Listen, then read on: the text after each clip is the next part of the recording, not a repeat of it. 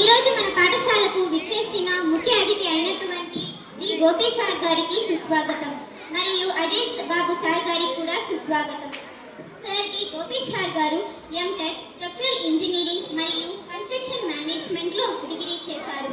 అంతేకాకుండా ఆయన ఇప్పుడు వార్డ్ కమ్యూనిటీ సెక్రటరీగా పనిచేస్తున్నారు. ఇకపోతే అజయ్ బాబు గారు మున్సిపల్ కార్పొరేషన్లో డిస్ట్రిక్ట్ కోఆర్డినేటర్గా పనిచేస్తున్నారు.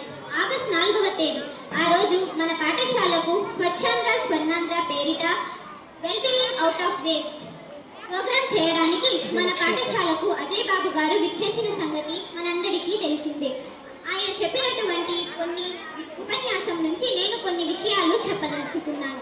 చెత్తను ఎక్కడ పడితే అక్కడ పారవేయకూడదు అని ఆయన ఆ రోజు మనకు చెప్పారు. అంతేకాకుండా మన పాఠశాలను ఒక గుడిలా చూసుకోవాలి. అంటే ఇక్కడెక్కడ పరిసరాలలో చెత్త వేయకూడదు. మన ఇంటిలో కూడా మనం పరిశుభ్రత పాటించాలి. అలా ఉంటేనే మనము ఏ రోగాల బారిన పడకుండా ఆరోగ్యంగా ఉంటామని ఆ రోజు ఆయన మనకు చెప్పారు. అంతేకాకుండా మా 10వ తరగతి విద్యార్థులకు, మన పాఠశాల విద్యార్థులకు ఆయన ఒక విద్యార్థి ఎలా ఉండాలి అనే విషయం గురించి చెప్పారు. క్రమశిక్షణతో నడుచుకోవాలి.